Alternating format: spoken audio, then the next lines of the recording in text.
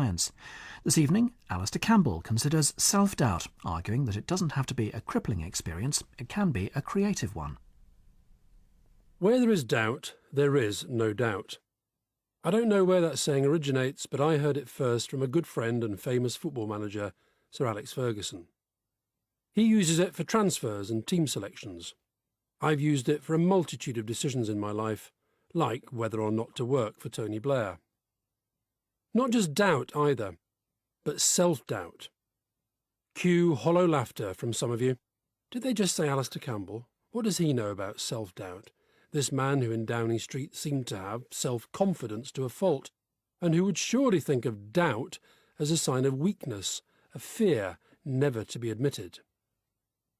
But in fact, not only was the sense of self-doubt strong when Tony Blair asked me to be his spokesman and strategist, it was something that stayed with me for much of the time I was with him, and has been a prominent part of my life and make-up, before and since. I see it as a strength, not a weakness, because usually I haven't allowed it to disable me. Instead, it is the means by which I prepare, consider other options and perspectives, strive for clarity about what can be attained and what cannot, and then, critically, stop the doubting and act. Galileo called self-doubt the father of all invention. Self-doubt that doesn't lead to decision or action is ultimately self-defeating and creates a numbing negativity, whereas self-doubt that leads to resolution of the doubts can be a remarkable source of energy and creativity.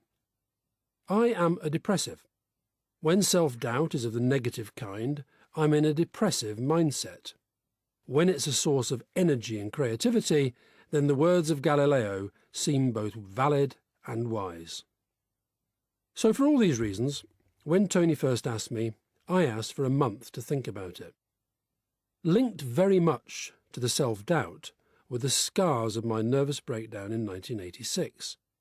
I had cracked under pressure. If I took this job, I would know far greater pressure. Could I cope without breaking down again? When I was being interviewed recently by the BBC's Stephen Nolan, he said, "I just don't get it." What he couldn't get was how I, someone he had introduced as a hard man, someone he'd always thought of as a man of certainty, not doubt, could willingly go on air and describe what had been happening inside my head when it exploded 26 years ago in a cacophony of music, speech, and random sound as I went through a full-blown crack-up. In answering, I sought to convey that though my experience was an extreme one, it was nonetheless born in the kind of despair and negative self-doubt that all of us may know, because in this context at least, we really are all in this together. At the time, it helped to hear of others who had been through such experiences and survived. It is partly because I know others are experiencing the same thing now that I talk about it so freely. I hope it helps. It certainly helps me. Talking is therapy. It was the worst day of my life, at the time, one during which, from waking with a hangover to rushing for a flight to Scotland, I felt a relentless march towards what, in my developing madness, I imagined was going to be my death.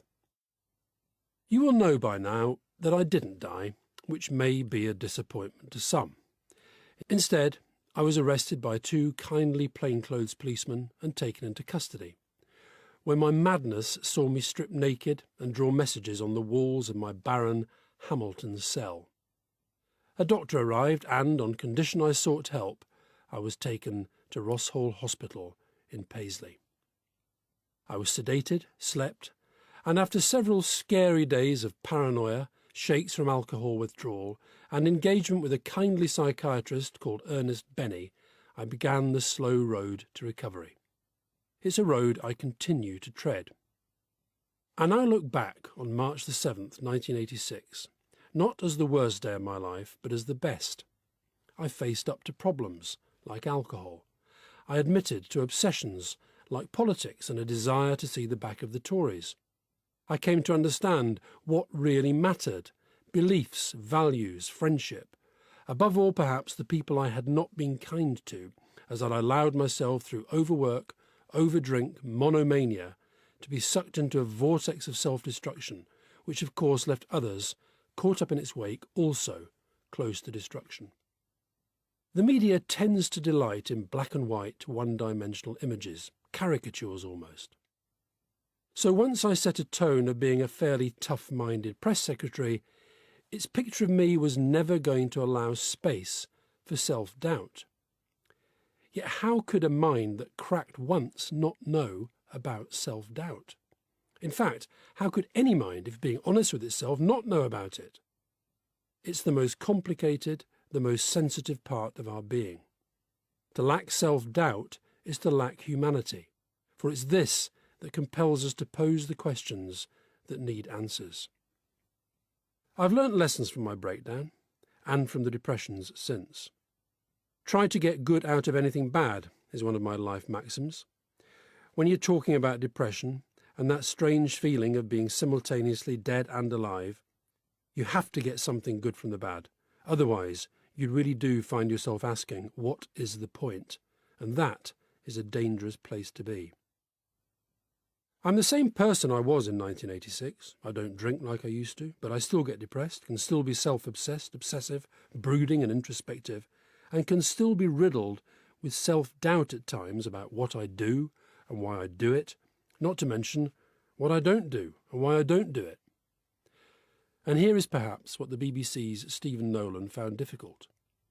He only knows the me of 3 election wins and the Downing Street era, who, amid mayhem in Stormont, where Tony Blair was trying to bridge the unbridgeable in Northern Ireland, faced hundreds of doubting journalists with conviction and told them we were inching ever closer to a deal.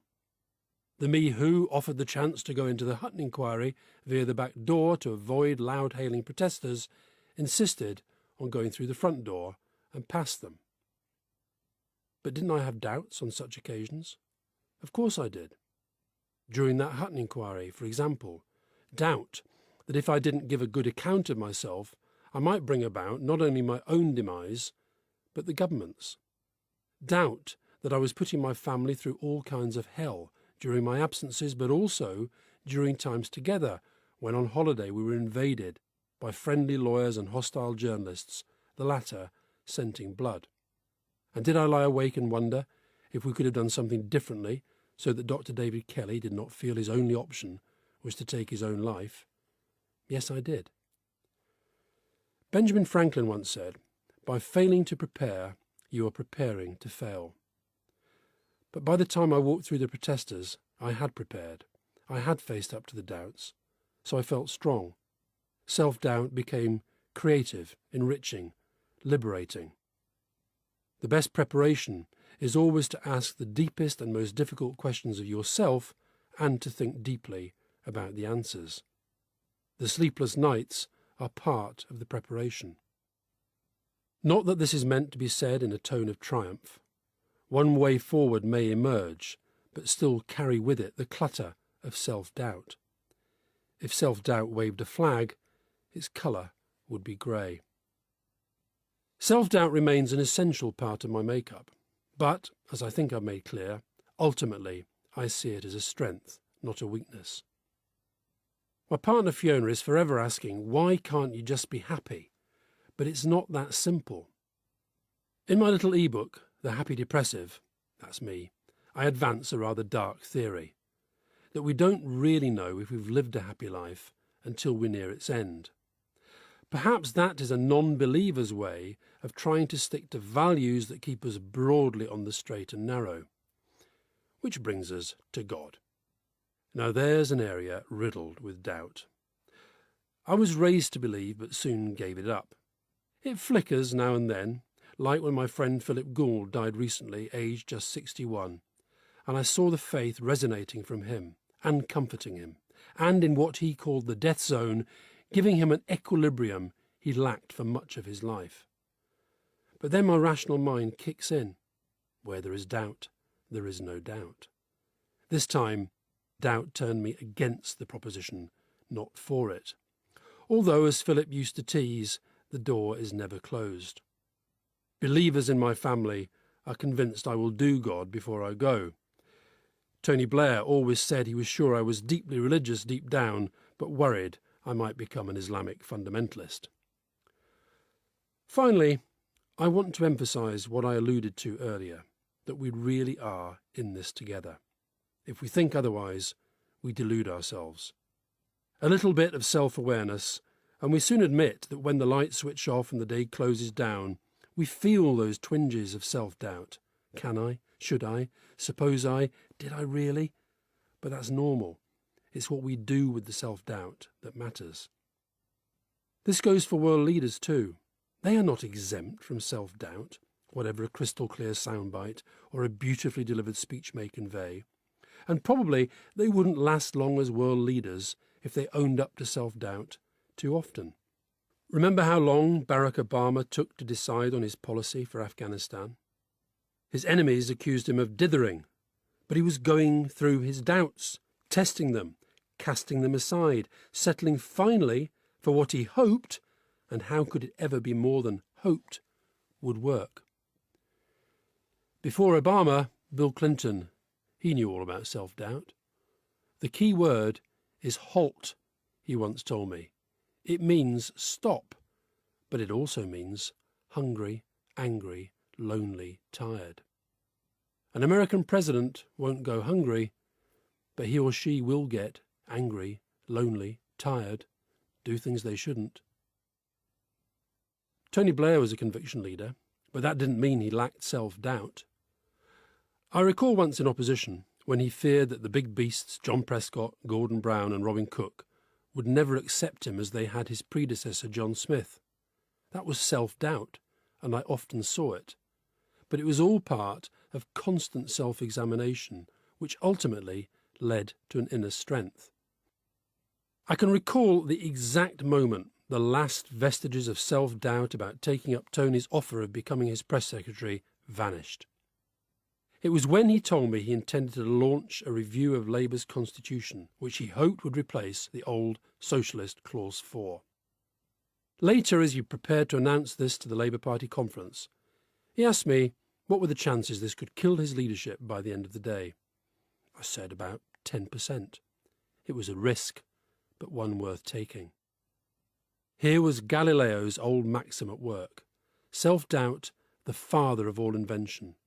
Self-doubt, the driving force behind genuine creativity and ultimate boldness. And in that moment, in so many ways, New Labour was born. There it is then. Self-doubt can be unnerving, scary even, but it need not panic us into thinking it's an inevitable sign of weakness and failure. It need not paralyse.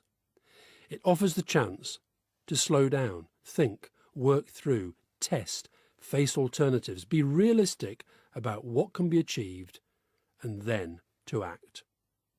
And if I say that, there must be something in it. Why, I'm almost certain of it myself. Alastair Campbell on self-doubt, ending this week's series of essays on the case for doubt. The producer was David Coombs, and this week's programmes were a CTVC production for BBC Radio 3.